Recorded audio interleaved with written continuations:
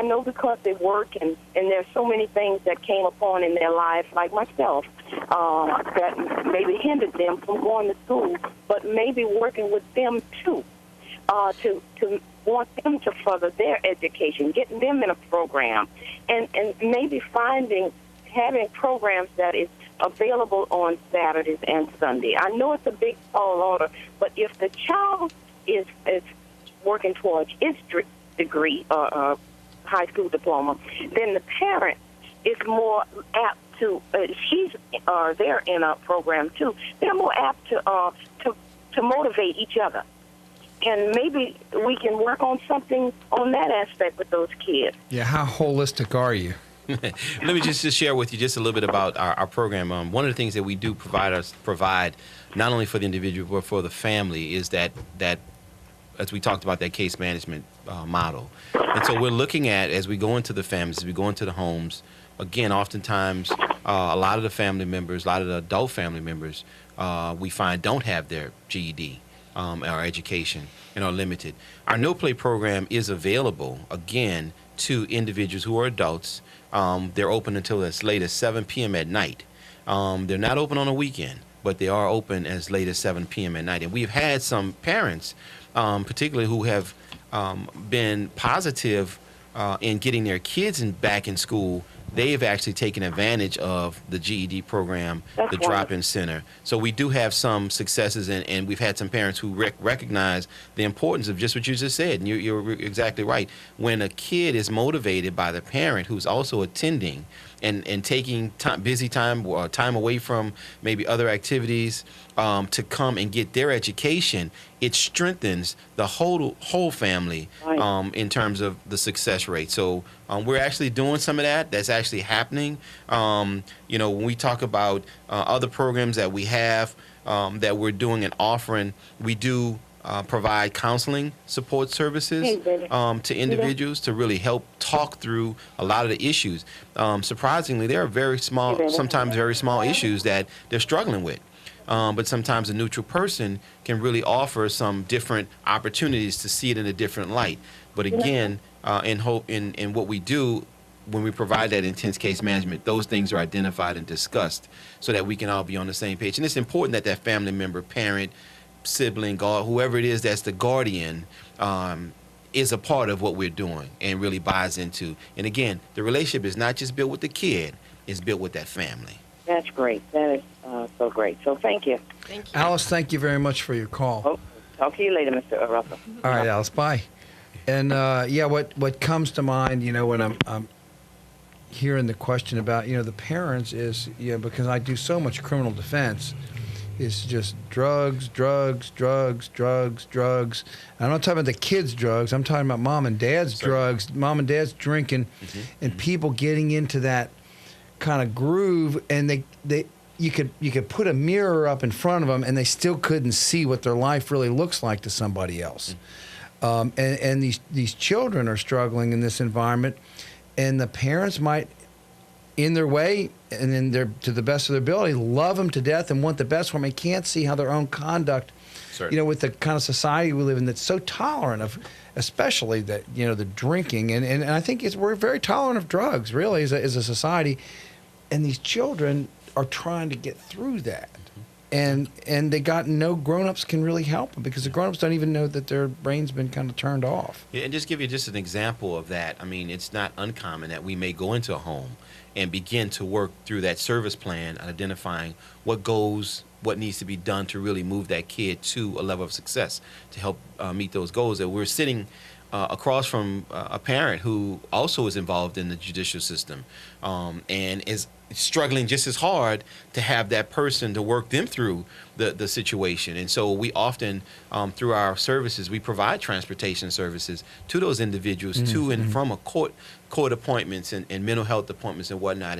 And we do extend to the family, to those parents, to still provide it, because when we can set up whether it's appointments that are unified and the support is built in from our youth advocate or our director case management or whoever it is to get those services met from both parent and youth, the successes of that family being successful is that much greater.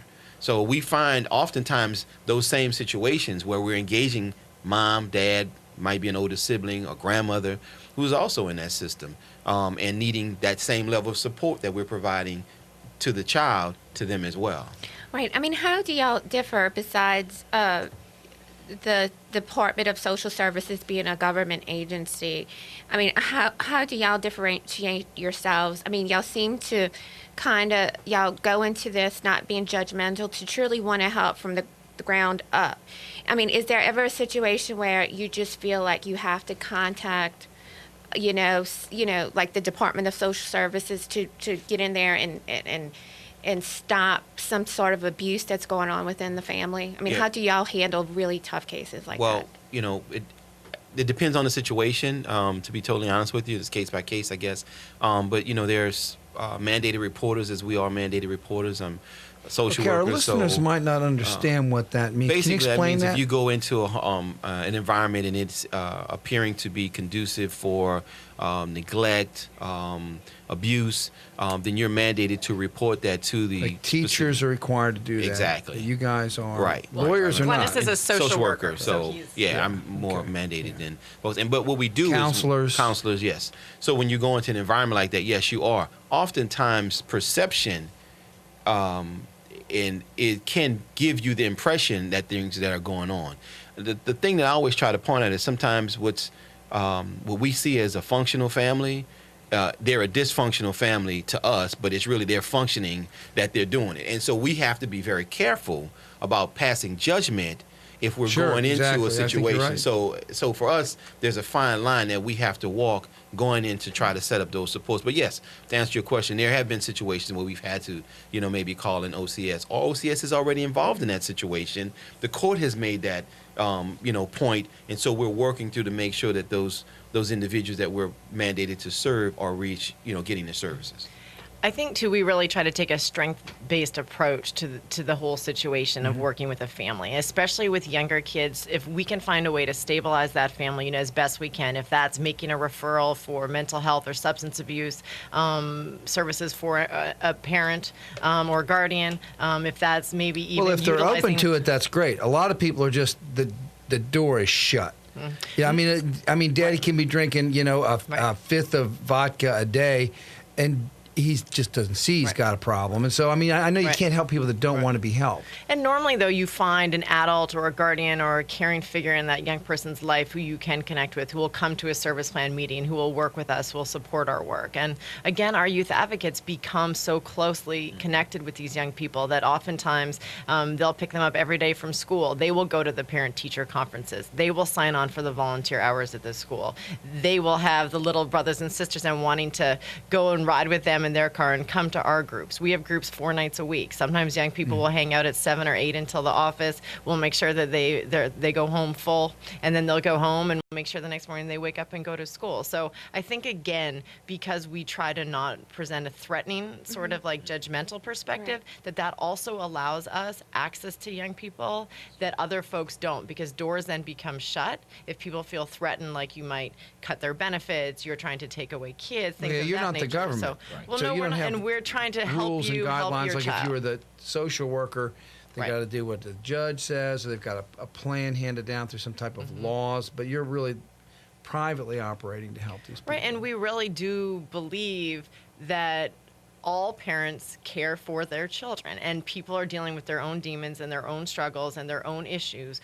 But for the most part, we really believe that all parents want the best for their children. And honestly, most parents are so glad to have us involved. I totally believe what you're saying. And believe me, I have I've been an attorney for 30 years, and I have dealt with some of the most mentally disabled or drug crippled, or even just people that did mean, violent stuff. But what I don't see parents not loving their children. I see parents that maybe have a limited capacity to love their children or to give them the things they need to be all they can be. And that's, I think, we're trying to not judge people comes in. Because when it comes to children, I think the parents are trying. The question is, sometimes they're not up to the job. You take a large group of people like a city, there's going to be families that are going to be having problems. It's predictable. It's foreseeable. And so to have some support in there is, again, how are we going to get, how do we fund this then? If we don't make it a branch of the government, which creates its own problems, I mean, do you obviously have an interface with the court system, and so they know what you're doing, they like you, they start sending you people, and they maybe find a way to fund you. Are you able to get actually government grants